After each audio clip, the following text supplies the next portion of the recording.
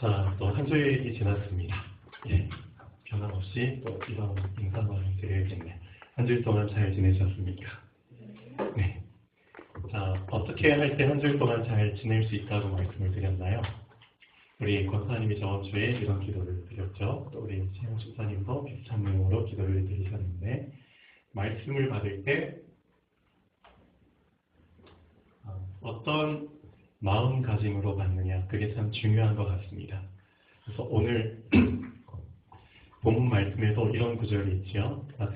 마가복음 2장 13절에 보니까 예수께서 다시 바닷가에 나가심에 큰 무리가 나왔는데 예수께서 그들을 분명히 가르치시니라, 이런 구절이 나왔습니다.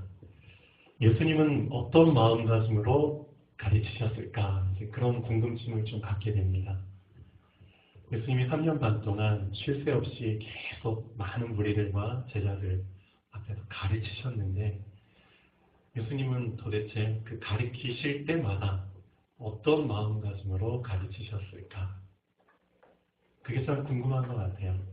저도 학교 다닐 때, 또 이제 병원에서 인턴 레지던트 하면서 밑에 있는 후배들을 몇 년 동안 가르쳐 본 적이 있습니다. 워낙 저희 지도 교수님이 바쁘셔가지고, 심지어는 이제 병리학 수업 자체를 저한테 맡기셔서 제가 수업도 한 적이 많아요. 그 가장 학점이 높은 4학점짜리 가장 책이 두꺼운 그 병리학을 갓 졸업한 인턴 레지던트가 뭘 안다고 제가 학생들을 가르치고, 제가 시험 문제를 내고, 제가 채점을 하고, 제가 성적까지 매겨가지고 그렇게 지낸 적이 있습니다. 처음에 이제 그런 위치에 섰을 때는 되게 떨리고 두렵죠. 그래서 전날 밤새도록 공부를 하고 준비를 하고 파워포인트 자료를 만들고, 또 직접 실습을 할 때는 이제 현미경 같은 거 학생들 보여주면서 어떤 부분을 설명해주고 포인트는 어딜 잡아야 되고, 그런 부분들을 참 했던 기억이 지금 새록새록 납니다. 예수님께서는 그냥 지식적인 걸 가르치시는 게 아니라 정말 붙잡아야지만 하는 생명의 말씀이잖아요. 그렇죠? 그래서 얼마나 떨리는 마음으로 전하셨을까, 그런 생각을 좀 해봅니다. 아무리 몸이 피곤하고 좀 아프시더라도 대충 전한 적은 한 번도 없으실 것 같아요. 그렇죠? 근데 문제는 뭐냐면, 가르치시는 분의 마음가짐은 변함이 없었는데, 그렇죠? 마음가짐이라는 단어가 참 의미가 있는 단어 같아요. 마음, 가짐. 이 두 단어가 합쳐져가지고 만들어진 단어잖아요. 도대체 가지긴 가지는데 어떤 마음을 가지느냐, 그렇죠? 어떤 마음가짐을 가지고 있느냐, 어떤 마음가짐을 한 상태에서 가르치느냐, 참 의미가 있는 단어 같습니다. 그래서 본론의 1번 보시면은 예수께서 다시 바닷가에 나가심에 큰 무리가 나왔거늘 예수께서 그들을 가르치시니라. 가르치시는 예수님의 마음가짐과 가르침을 받는 자들의 마음가짐이 같다면 더할 나위 없이 좋겠지만 그렇지 않다는 거죠. 그러니까 문제는 가르치는 자에게 있는 게 아니라 가르침을 받는 자에게 있는 것 같습니다. 예나 지금이나 우리가 일주일에 한 번씩 또는 이제 말씀을 여러 번 이제 받잖아요. 직접 바람을 통해서 받기도 하고, 또 영상이나 그런 라디오나 그런 걸 통해서 받기도 하죠. 근데 그 말씀을 받을 때의 마음가짐이 어떠느냐에 따라서 잠깐 인사말 드린 것처럼 한 주일을 정말 잘 지낼 수 있느냐 없느냐, 그게 결정되는 것 같습니다. 근데 한 가지 확실한 거는, 그 당시에 예수님이 직접 말씀을 가르치셨지만 그 중에 그 예수님의 마음가짐과 동일한 마음가짐으로 말씀을 받은 사람들이 사실상 별로 없다는 겁니다. 정말 많았다면 예수님이 고난을 받고 죽으시고, 그렇죠? 그런 과정 중에도 많은 사람들이 함께 했겠죠, 진짜. 그런데 실제 본인에게 어려움이 오니까, 예수님께 어려움이 오니까 사람들이 다 예수님을 버리고 도망갔죠. 특히 제자들마저도 도망을 갔죠. 그렇다는 것은 사실상 그런 마음가짐 상태로 받은 사람들이 별로 없지 않았을까. 그러면 자기가 갈급하고 또 자기가 뭔가를 얻기 위해서 말씀을 들으러 온 사람들이 많았겠죠. 예. 우리는 그러면 안 될 것 같습니다. 어쨌든 여기가 서론 부분인데요. 한 가지 또 서론 부분에 좀 말씀을 드리고 싶은 게 있습니다. 이솝 우화 중에서 가장 유명한 우화 중에 하나가 개미와 배짱이죠. 개미와 배짱이. 사실 지금 살아가고 있는 사람들을 두 종류로 나눌 수 있다면 이렇게 개미와 배짱이로 나눌 수 있을 것 같습니다. 우리나라가 지금 이제 미국 같은 경우는 경기 침체에서 이제 좀 벗어나서 서서히 회복의 길을 가고 있다고 이제 많은 경제 전문가들이 얘기를 하고 있습니다. 그만큼 이제 미국이 어려운 시절을 거쳐서 이제 다스리들을 졸라매고 점점 이제 안전한 탄탄대로를 이제 가기 시작하고 있다고 생각을 하고 있는데, 문제는 미국이 아니고 우리나라입니다. 우리가 살고 있는 우리나라죠. 우리나라는 지금까지 경제 위기에 대한 대비를 거의 하지를 않았습니다. 알고 계시겠지만 우리나라가 선진국의 대열에 들어서고 나서 어느 정도 GDP나 그런 이제 경쟁, 소득이나 그런 것들이 참 많이 이제 그 OECD 중에서도 이제 상위권에 랭크가 돼 있었잖아요. 여러분들도 아시는 것처럼. 그리고 나서 이제 나름대로 복지 국가에 대한 꿈을 꾸고 이제 복지를 실현하기 위해서 많은 복지 정책들을 펴게 됐습니다. 그런데 이런 과정 중에서 많은 허술한 점들이 노출이 됐다는 거죠. 그리고 이걸 진짜 제대로 할 수 있는 전문가들이 많이 양산이 안 됐기 때문에, 또 경험도 부족했기 때문에 그 안에서 많은 이제 비리들이 이제 발견이 된 겁니다. 정책을 집행하는데도 너무나 그 전문가적인 그런 정책을 펼치지 못하고 좀 초보 수준의, 그렇죠? 실패를 많이 당연히 할 수밖에 없게끔 하는 그런 정책들을 펼치게 됐습니다. 그 결과 우리나라가 복지라는 거를 정말 제대로 정착시키지도 못하고 지금 점점 뭘 걱정해야 되느냐? 선진국이 아닌 어떻게 보면 이제 또다시 그 선진의 반대말이 뭔가요? 후진국? 그렇죠? 거기로 떨어지는 게 아닌가 이제 그런 걱정을 할 정도까지 지금 돼버렸습니다. 우리나라 살림을 책임지는 그렇죠? 정부 또 이제 국가 예산 있잖아요. 그게 점점 이제 바닥을 드러내고 있습니다. 많은 사람들이 선호하는 직업이 공무원이죠. 왜 공무원인가요? 공무원들은 이제 철밥통이라는 얘기가 있죠. 절대 우리는 소득이 일정하기 때문에 나라에서 주는 거니까 또 이제 공무원 연금 그런 것들도 다른 국민연금에 비해서 훨씬 많이 낸 거에 비해서 더 많이 받는 구조로 되어 있었죠. 그리고 공무원들이 그 연금을 제대로 받을 수 있도록 사실상 그 돈을 나라의 그 세금에서 보존을 해주는 쪽으로 지금까지 계속 해왔습니다. 그러다 보니까 이제 나라 재정은 계속 거덜나고 있는데, 이제는 공무원들도 안전하지 못할 그런 때가 돼버린 거죠. 얼마 전까지만 해도 가장 선호하는 게 이제 공무원이었잖아요. 그래서 많은 이제 뛰어난 학생들이 구급 공무원 시험 보기 위해서 도서관에서 계속 밤새고 그렇게 공부를 하는 학생들도 저희 때도 참 많았습니다. 근데 이제는 공무원도 안전하지 못하다.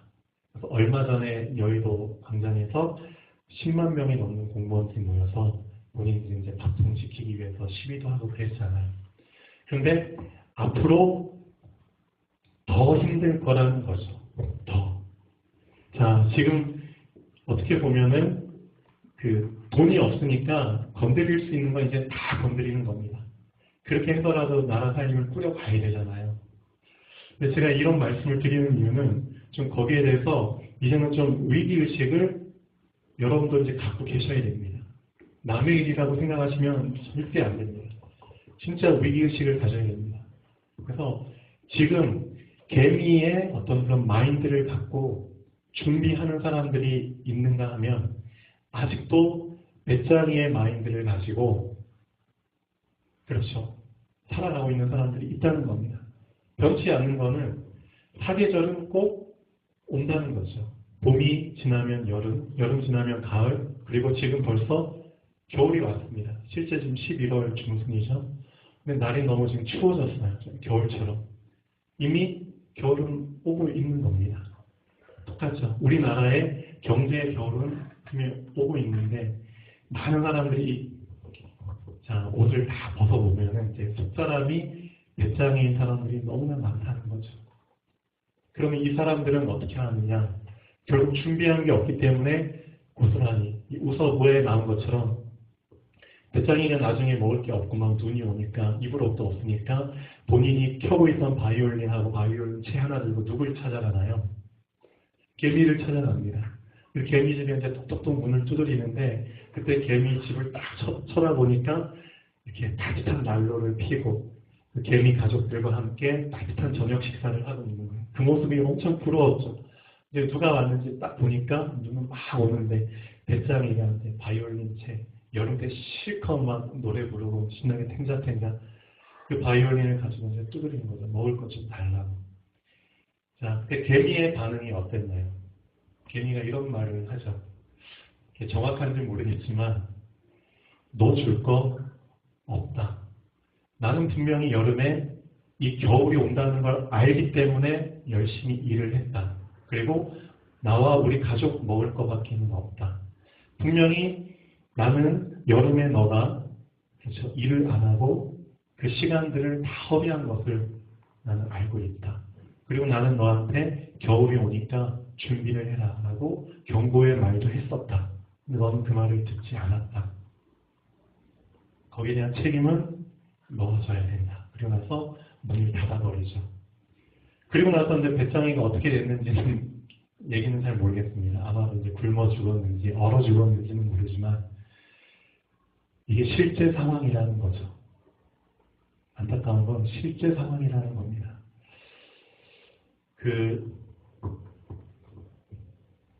저소득층들이 많이 늘어나고 있어요. 저소득층들.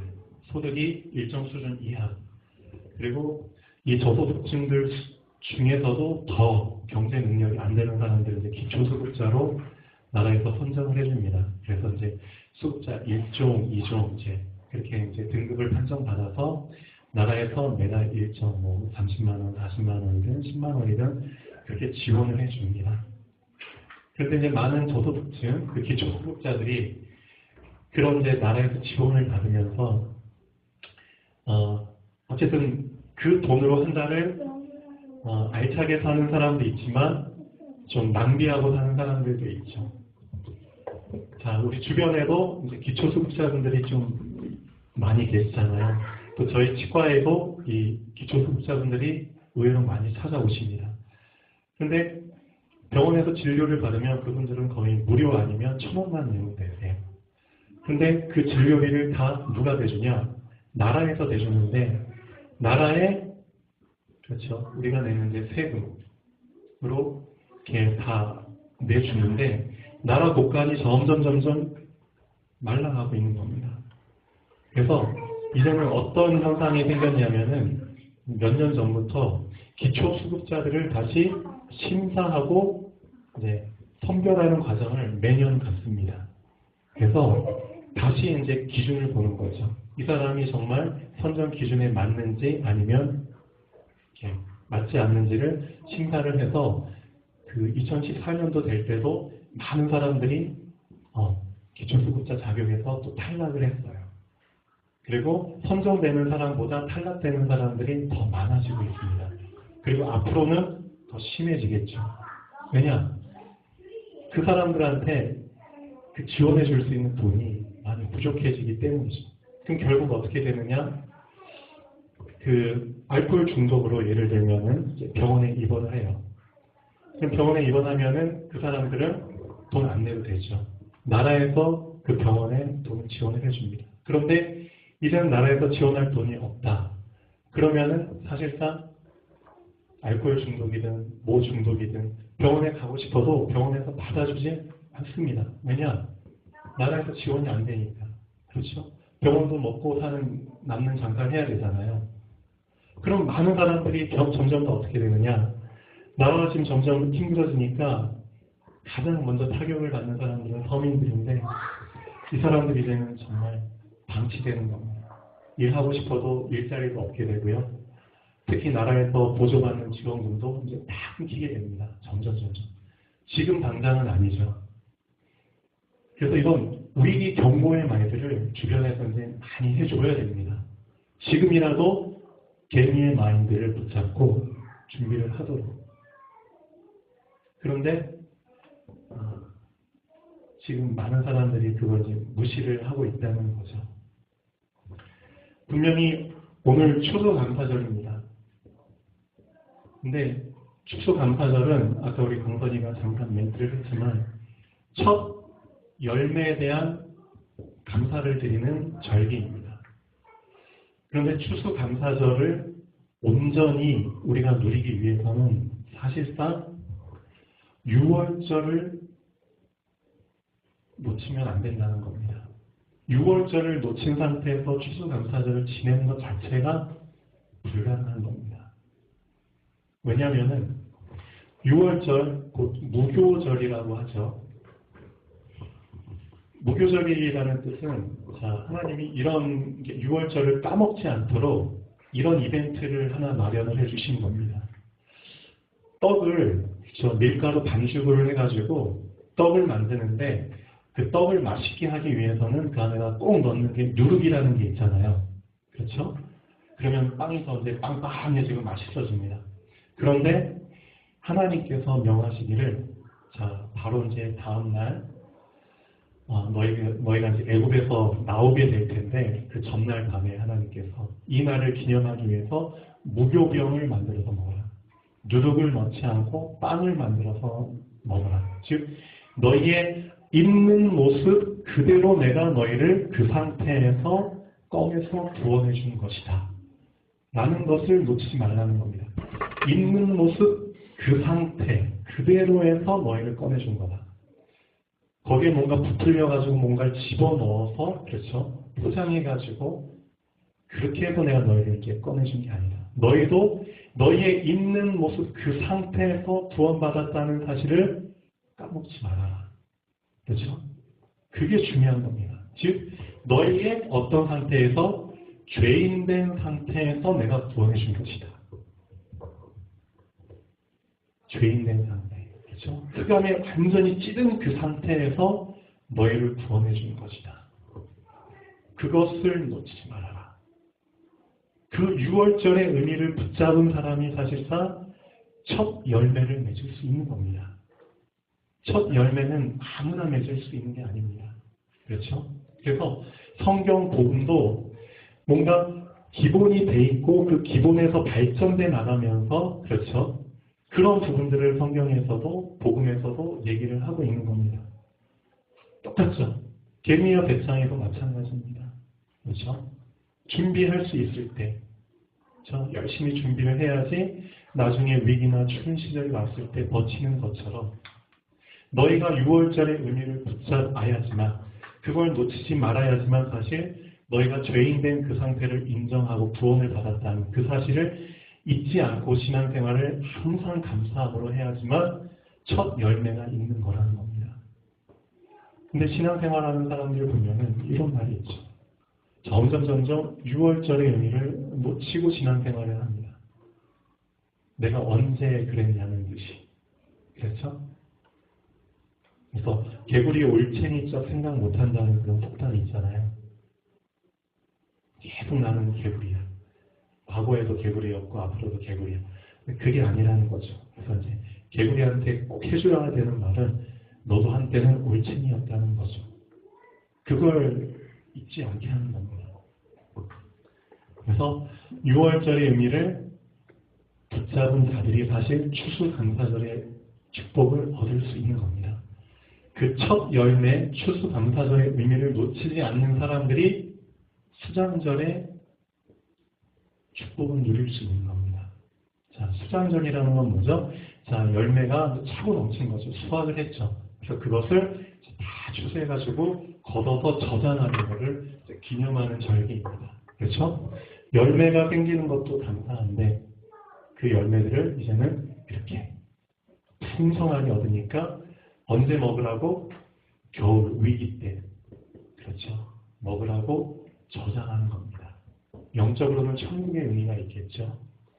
그런데 자, 이런 좋은 시절 다 놓쳐버리고 정작 겨울이 와서 우리가 저장한 거를 이제 맛있게 먹으면서 지내야 될 그 시기에 배짱이처럼 그걸 놓쳐버리면은 분명히 죽는다는 거죠.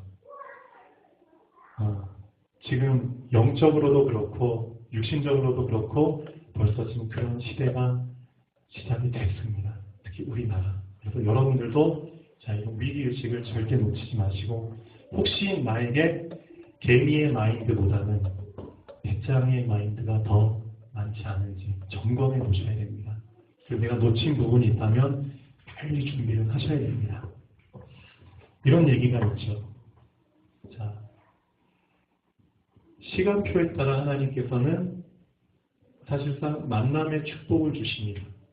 시간표에 따라서 만남의 축복을 주시는데 그 만남이 어떤 만남이냐에 따라서 사실은 좀 의미가 달라지죠.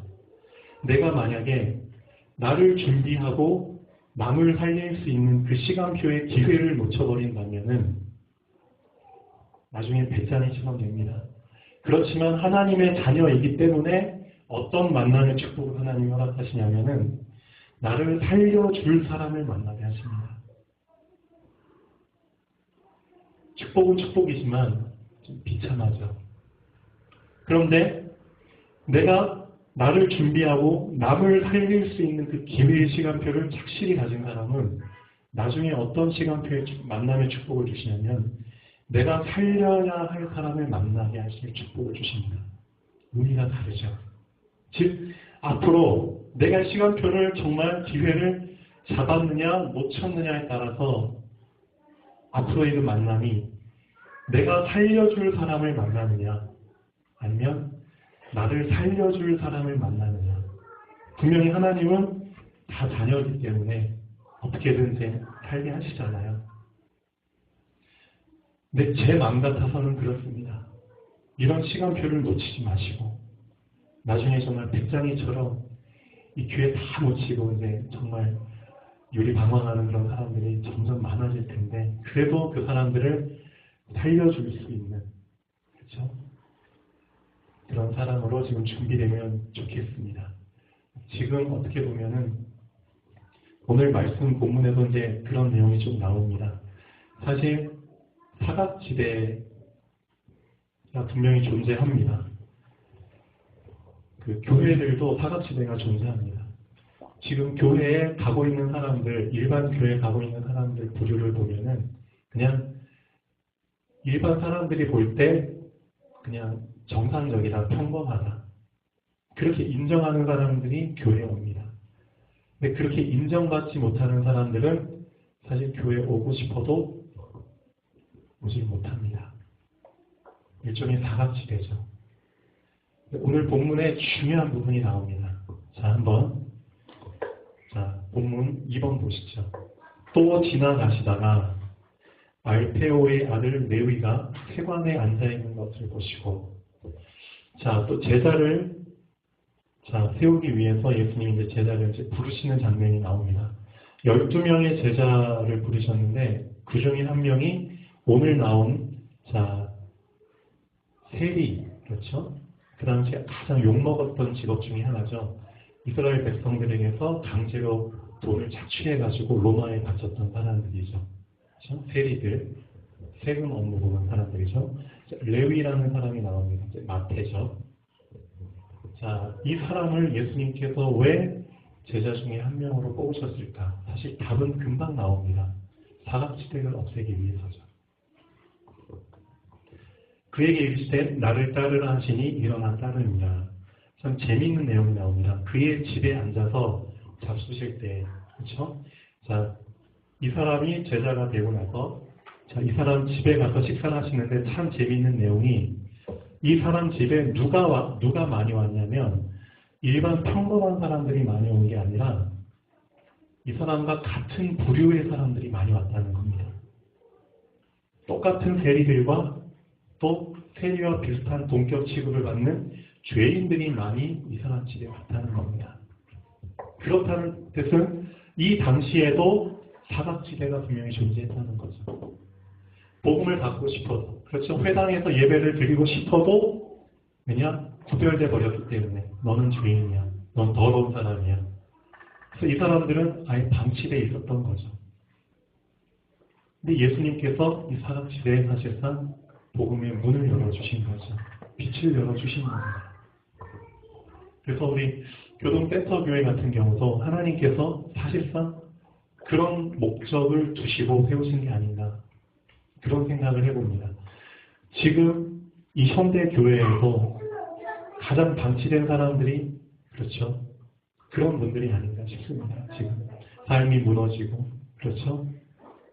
또 자기 자신을 컨트롤하기 힘든 사람들 그런 분들은 교회 가고 싶어도 못 가잖아요. 거기서도 사람 대접 받기도 힘들고 그 눈초 그런 거 받으면서 계속 교회에 꾸준히 지속할 수 있다는 것 자체가 거의 불가능하잖아요. 근데 그런 분들에게도 뭐가 필요하다? 복음이 필요하다는 겁니다. 그래서 예수님께서 이 사각지대를 없애기 위해서 일부러 그렇죠. 마태라는 레위라는 사람을 제자로 세우신 게 아닌가 그런 의미도 있다고 봅니다. 근데 또 지금 방치된 또는 아니면은 그 건드리기 힘든 분야 중에 하나가 사실상 어린이, 청소년, 즉 렘넌트 사역입니다. 많은 교회들 안에 들어가 보면은 점점 어린이, 청소년들, 주일학교 학생들, 중고등부 학생들 숫자가 많이 줄어들죠. 아예 없는 교회들도 있습니다. 아예 교회 안에 어린이들이 없는 교회들도 있어요.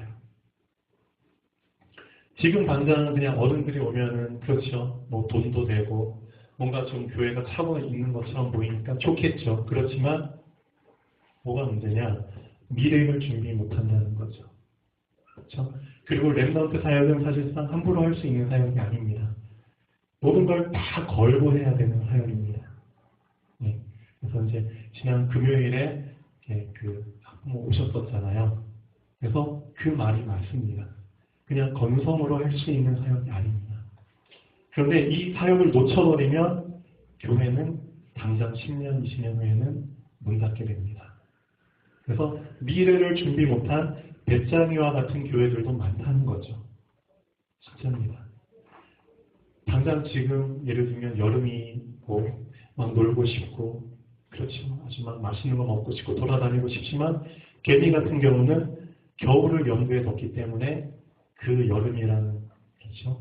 날 좋은 때를 그렇죠. 겨울을 준비하기 위해서 시간을 많이 할애했다는 거죠. 똑같습니다. 우리 교회들도 지금 당장 어른들이 많이 오는 것처럼 보이고 많은 교회 그리고 헌금도 어른들이 내니까 그렇지만 이제 위기가 오고 당장 10년, 20년 지나면은 다 문 닫게 됩니다. 그래서 하나님 우리 교회에 특별히 허락하신 그 두 가지가 정말 사각지대 두 가지 아닌가 싶습니다. 어린이, 청소년, 렘넌트 사역과 또 삶이 무너지신 이 분들을 담당하는 정확히 두 가지의 사각지대를 극복할 수 있도록 하나님이 문을 열어주셨다고 봅니다. 그래서 여기에 대한 사명감을 가지시면 좋겠습니다. 네. 자, 그래서 그의 집에 앉아 잡수실 때 많은 세리와 죄인들이 예수와 그의 제자들과 함께 앉았으니 그렇죠. 이는 그러한 사람들이 많이 있어서 그 당시에도 많았죠. 지금은 앞으로 더 많아진다는 거죠. 더 많아집니다. 그럼 결국 여기 있는 여러분들이 해야 될 일은 더 많이 늘어나게 됩니다. 그건 확실합니다.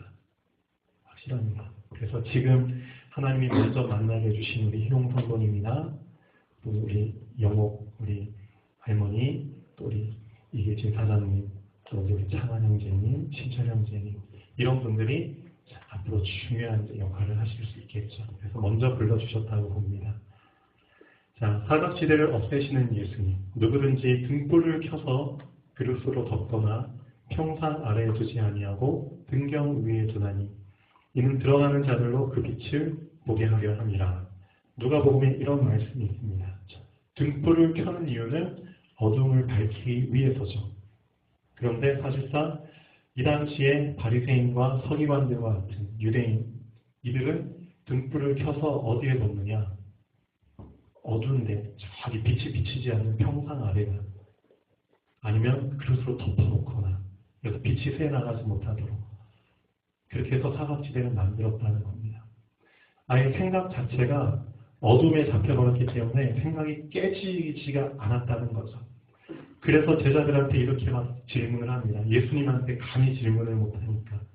3번 바리새인의 서기관들이 이런 말을 하죠. 예수님이 죄인과 세리들과 함께 잡수시는 것을 보고 자, 생각이 깨지 않으니까 그렇죠?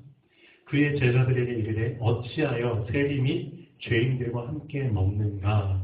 이 질문을 했다는 것 자체가 그들은 죄인이 아니다. 우리는 너희와 달라. 우리는 의인이야. 스스로 이런 생각을 하고 있었다는 거겠죠. 그렇죠? 그러니까 구분을 하는 거죠. 우리는 더러운 너희들 세리나 죄인들과는 달라. 자, 근데 문제는 뭐냐면은 이런 사람들에게는 예수님이 필요 없다는 겁니다. 예수께서 들으시고 그들에게 이르시되 건강한 자에게는 의사가 쓸데없고 병든 자에게나야 쓸데있느니라. 가장 중요한 핵심을 말씀하고 계십니다. 결론, 나는 의인을 부르러 온 것이 아니요 죄인을 부르러 왔노라. 그렇죠? 그래서 우리 교회에서 가장 강조하는 부분입니다. 자신의 죄를 발견하고 그렇죠? 인정한 자가 예수님을 만나는 겁니다. 그 죄를 발견하지 못하고 인정하지 않는 자는 사실상 교회 다녀본들, 기도를 해본들 예수님이 만나주지 않습니다. 왜? 예수님이 온 목적 자체가 나는 의인을 부르러 온 것이 아니라고 말씀하셨거든요. 죄인을 찾으러 왔기 때문에 본인을 죄인으로 인정한 사람이 예수님께 찾음을 당할 수 있는 겁니다. 맞죠? 그러니까 결국 이 생각을 버리지 않는 이상, 바리새인들과 같은 이 생각을 버리지 않는 이상 절대 예수님 만나는 건 불가능하다. 방향 자체가 다르기 때문입니다. 그래서 우리 교회에서 가장 강조하는 부분이 그렇죠? 항상 그 제사장의 시간들이 있죠. 나는 죄인입니다. 그래서 난 예수님이 필요합니다. 이 죄라는 거에서부터 사실상 그렇죠? 죄사함 이걸 인정하는 것에서부터 겸손이라는 것도 파생이 되어 나오는 겁니다. 그렇죠? 괜히 겸손하다 그렇게 할 수가 없습니다. 겸손도 죄라는 것을 인정했을 때 거기서부터 나오는 거고요. 그렇죠? 그 다음에 하나님을 경외한다고 하는 이 경외라는 것도 그렇죠? 내 자신을 죄인이라고 인정했기 때문에 하나님을 공경하고 두려워할 수 있는 겁니다. 우리 신앙의 가장 큰 그 밑바탕이 되는 겸손과 내 자신은 항상 낮추고 하나님은 항상 높이고 그렇죠? 이 두 가지는 사실 나의 죄를 인정하는 것에서부터 사실 시작되는 겁니다. 이게 첫 단추라는 거죠. 즉 유월절을 놓치지 말아야지만 하나님께서 그 사람을 인정하시고 열매를 주시던 말든 하시는 거죠. 복음은 이런 구조로 되어 있습니다. 이걸 절대 놓치시면 안 됩니다. 그래서 의인으로 인정받는 기준은 내 자신이 죄인이라는 사실을 인정할 때 내가 의인으로 인정을 받는 겁니다. 자, 고린도후서 10장 18절 읽고 마치겠습니다.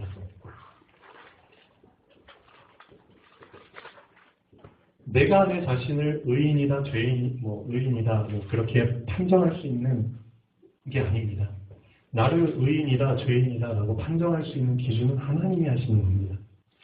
자, 그럼 고린도후서 10장 18절에 어떻게 나왔는지 한번 보시죠. 이 말씀을 꼭 염두에 두시고 신앙생활하면 좋겠습니다. 자, 다 같이 읽겠습니다. 옳다 인정함을 받는 자는 자기를 칭찬하는 자가 아니요 오직 주께서 칭찬하시는 자라. 아멘. 즉 옳다 인정함을 받는 자, 즉 의롭다 여김을 받는 자는 내가 의인이야, 이 바리새인들처럼 스스로 의인이다라고 인정하는, 즉 스스로 자기를 칭찬하는 자가 아니고요. 나는 죄인이다. 그렇죠? 그 사실을 인정했을 때 하나님이 맞다. 너가 스스로 죄인이라는 걸 인정했기 때문에 너는 의롭다. 하나님께서 칭찬하시는 자입니다. 그걸 놓치지 않는다면 자, 우리는 이 개미의 마인드를 가지고 이 어려운 시기를 잘 이겨낼 수 있습니다. 그래서 저번 주에 그 제목과 사실은 연결이 됩니다. 자, 지난주 말씀 서론 한번 보시죠. 죄 사함을 받기 전에 나에게 있는 죄를 먼저 알아야 하는 것이 순서입니다. 그렇죠? 나의 죄를 먼저 알고 인정했을 때 죄 사함의 축복을 주시고 6월절이죠. 그리고 나서 이 죄를 인정한 사람, 그렇죠? 죄인을 부르러 온 예수님을 그때 만나게 됩니다. 자, 예수님을 만나시고 추수감사자, 오늘 첫 열매 축복까지도 응답받는 여러분이 되시면 좋겠습니다. 기도하겠습니다. 하나님 하나님